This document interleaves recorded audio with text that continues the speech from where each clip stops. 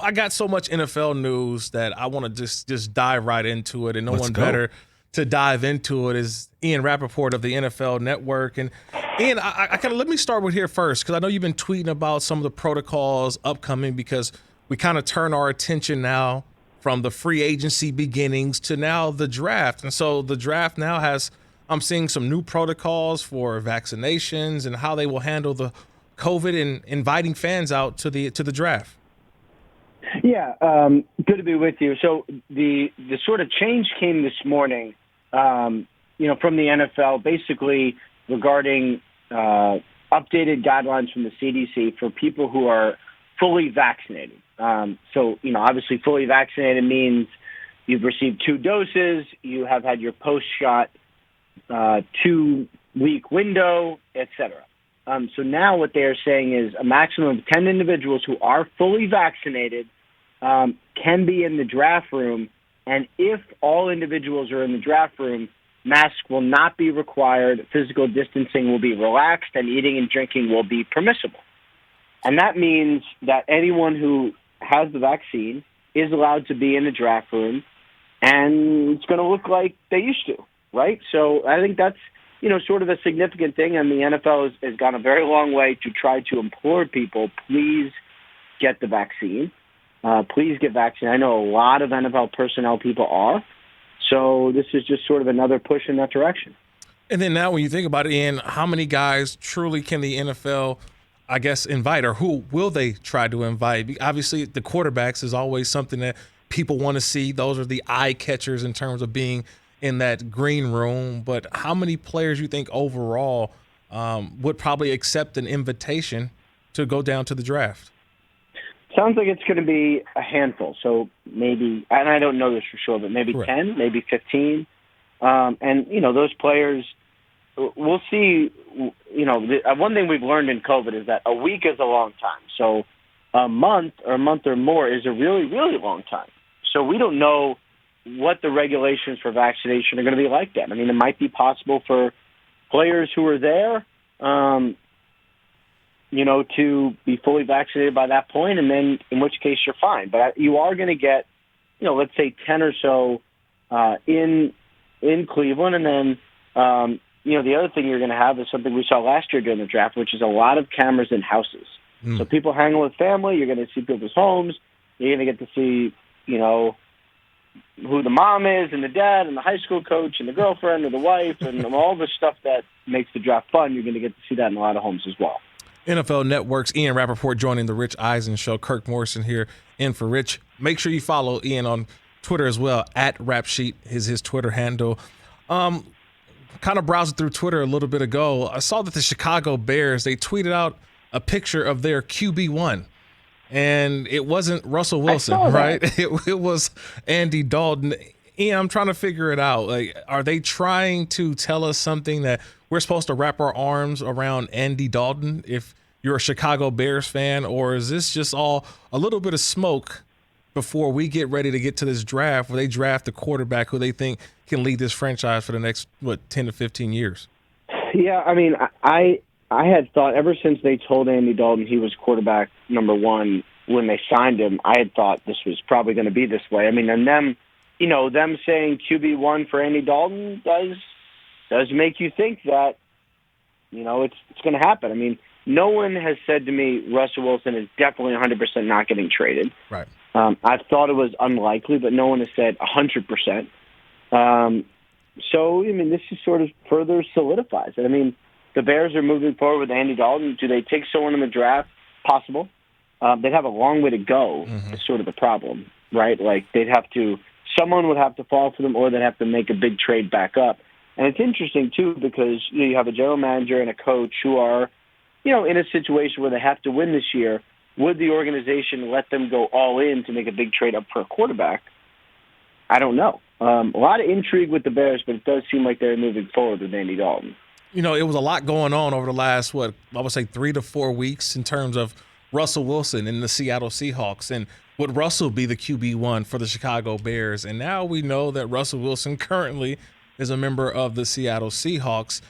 How does this still end up playing out, though, Ian? Is there still something that could go down towards the draft. It seems that talk has sort of cooled when it comes to Russell Wilson, and obviously the teams that were thrown out there, teams that he would go to, have kind of filled their positions at quarterback. Yeah, and I think one thing you've seen is he has not sort of updated his list. He has not expanded his list. He hasn't said, you know what, right, I could go anywhere. If he said that, teams would be interested. You'd have teams who have really good draft picks who might actually be, desirable for Seattle to work with, like the Jets, for instance. They might get in the mix potentially. But he hasn't expanded his list. He gave a list of 4 teams, and that was basically that. So, if he gets traded, I don't see where.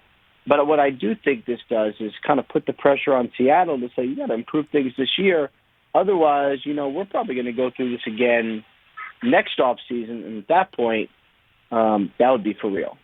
We saw Aaron Rodgers restructure his contract with the Green Bay Packers. What does this now lead for him? Obviously, the cap number in 2021, the highest in the NFL, I believe, $37 plus million against the cap, over 20% of the Green Bay Packers salary cap for this season. Is this just basically a one-year deal, or how are we seeing the Green Bay Packers and they navigate these waters with Aaron Rodgers? Well, what we've seen with the Packers and Aaron Rodgers is a little bit of a standoff. Something that's really happened the last couple of days, last couple of weeks actually, where right. I know they'd like him to kind of restructure his deal. He has not wanted to, and my colleague has done some reporting on just sort of Rodgers wants to make sure that he is there for the foreseeable future. Doesn't want to do anything that's going to make it so they can move on from him. And in a way, I sort of understand it because we've seen, Tom Brady plays till he's 40, Drew Brees plays till he's 40. I'm sure Aaron Rodgers is going, can I? Like, why are you trying to get rid of me just because you draft so in the first round? It doesn't matter. So, that's been a little bit of a standoff. And what it also did was kind of stop the Packers from making any moves in free agency, which is a whole other different, interesting issue. One of the things, too, Ian, I'm just kind of looking at a picture there of Aaron Rodgers going against the Tampa Bay Buccaneers in that NFC Championship game. But as you look at what the Buccaneers have now done this offseason, it seems they bring the whole gang back. Obviously, they signed Ndamukong Suh the other day to kind of bring back that nucleus back. And you see now that Tom Brady and what he's done in less than, almost a full calendar year, how he's changed not only the way that franchise looks, the way people view that franchise. How much does that influence, you think, maybe an Aaron Rodgers or maybe another quarterback out there to say, you know what, I kind of want to get some of this not total power, but some of this influence that Tom Brady may have over an organization? Yeah, I think a lot of big-time quarterbacks kind of looked at that and were like, wait a minute. Like, if I just have a little more say in personnel, they could just bring in the guys that I want. And, it's an all-in approach. And, at some point, the Bucs will kind of get the other side of it where they've given a lot of money, they've created cap space, they've kicked it down the line. At some point, that will all catch up with them. I just don't know when. I mean, we've been saying it's going to catch up with the Saints forever, and it hasn't. They're still signing guys. Right. So, I don't know. I mean, I think a lot of quarterbacks looked at that and said, it's unfair that Brady gets to do what he wants and I don't. That maybe that did lead to some of this where guys like Russell Wilson and, maybe Aaron Rodgers said, I deserve this say also, just like Tom Brady gets in Tampa. I want to stay right there in that same division, though, Ian, the NFC South, because Tampa Bay, we already know what's going on with them. They've already got theirs already taken care of. Carolina, still trying to figure out maybe the quarterback situation. We'll see when the draft comes along. I look at Atlanta. They seem to be pretty firm with Matt Ryan. But then there's the New Orleans Saints, and they re-signed Jameis Winston. Obviously, Taysom Hill signs and I know you can't see this, but I got my air quotes up, the 4 years, $140 million contract, by the way. But it's Taysom Hill versus Jameis Winston. And for right now, everyone's saying that this is kind of Jameis's job to lose. But when you look at Taysom Hill, is this truly going to be a competition in New Orleans?